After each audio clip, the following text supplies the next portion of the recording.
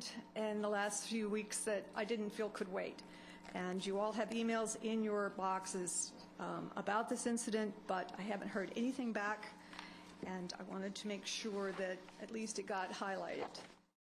You know that my name is Catherine McCoy. My husband is Scott McCoy. He's the mayor of Melbourne Village. I'm the founder of a humane charity called PERS, People Underwriting the Rescue and Rehab of Strays. I spoke last fall on an animal-oriented issue. We provide at PERS spay, neuter, and emergency vet care services for low-income citizens in Brevard County. In my letter, I wanted to remind you that on Tuesday, May 15th, the Brevard County Commissioners temporarily suspended the registering of new managed feral colonies in our county. Unaware of this action, a feral cat caregiver, Mrs. Bill Parsons of 152 Martesia Way, Indian Harbour Beach, called to base a week later on Tuesday, May 22nd, in order to register her colony and spoke to Kathy Beetson, acting director, and other base personnel. Instead of being helped for being a proactive citizen complying with county ordinance that has been in effect since 2001, Mrs. Parsons was met with hostility. Mr. and Mrs. Parsons have been residents of Indian Harbour Beach for 13 years and spent over 2 decades in Brevard County. Mr. Parsons has a distinguished career locally as a manager of hotels and restaurants. He's received several awards. He is a person of community standing.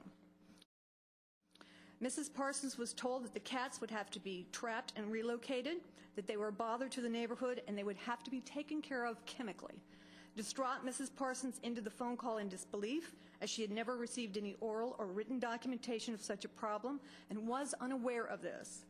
The same day, a man who identified himself as a public works employee from the city of Indian Harbour Beach showed up and placed 2 animal traps marked IHBPH for Indian Harbour Beach Public Works up in the easement behind the Parsons house. This was no simple task, as the Parsons lived down a dirt road about a quarter of a mile from the nearest paved road.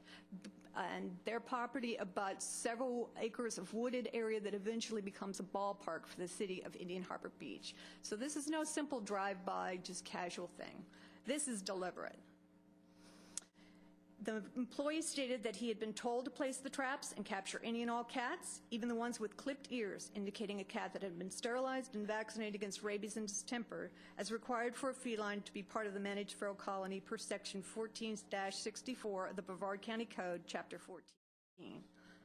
Traps were left unattended for hours at a time in hot weather in violation of humane trapping guidelines given on base's own website. In 20 minutes in this heat, an animal can die of heat exhaustion and exposure. I don't even want to tell you what happens if that can of tuna they've left in there draws a colony of fire ants, a small space where a trapped animal cannot get free. The employee later stated that one cat had been trapped and removed.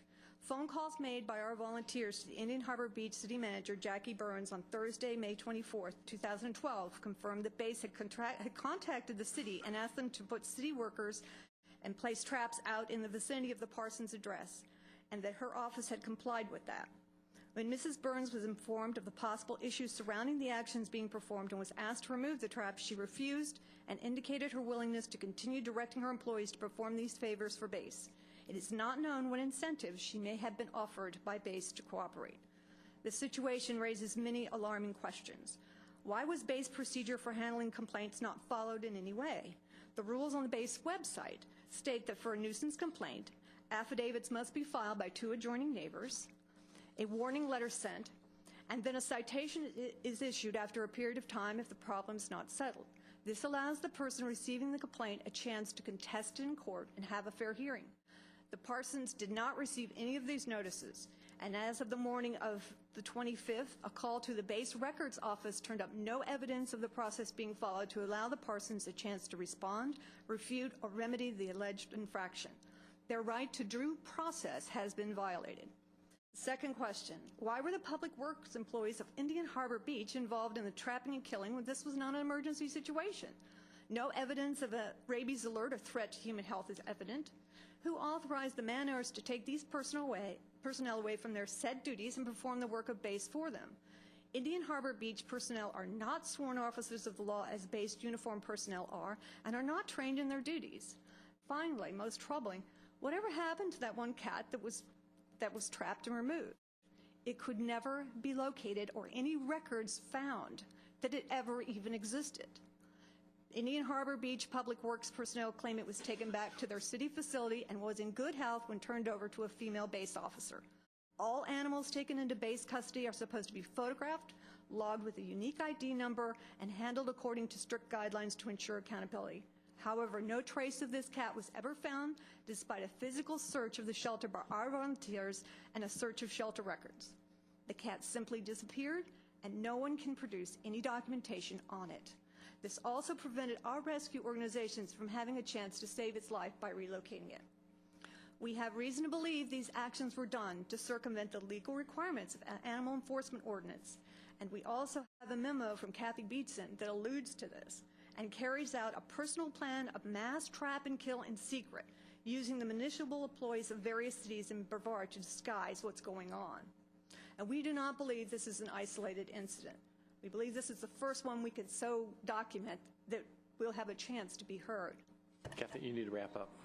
I've let you go for actually 5 minutes now, so if you will. To do several things immediately. Rescind the moratorium on registering colonies. As you can see, it has sent the wrong signal to the rogue element of slaughter begin. This is the final solution for feral cats. Get your buddies over in Indian Harbor City or any other place to put out traps and get them. The heck with due process. We don't even have to follow our own laws. These are sworn officers of law who are deliberately ignoring and circumventing the very laws they are pledged to uphold. This is chaos. Please investigate this incident and hold the transgressors responsible.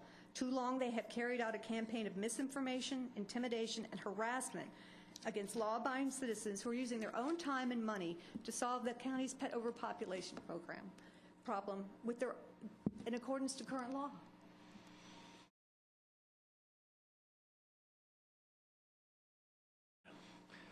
My understanding is you're going to be doing a follow-up to that email. It'd be a pleasure for us to do a follow-up to that email.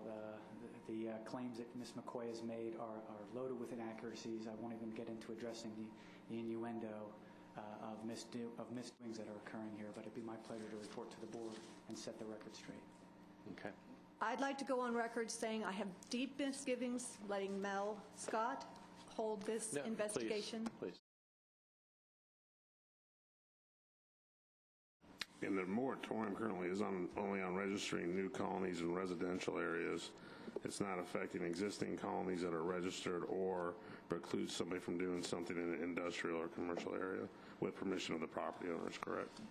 That is correct, and that's going to be the essence of what the Commission will come to find in response to her allegations. This whole issue involves not a registered colony, but an unregistered colony, a collection of cats that are wild and have become a nuisance to the city of Indian Harbor Beach.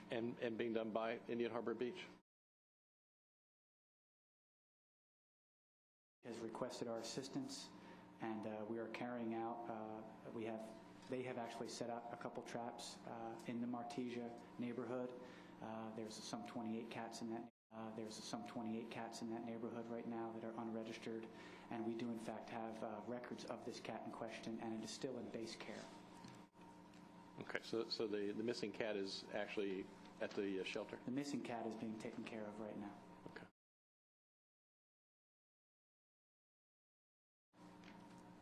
She looked in the wrong record.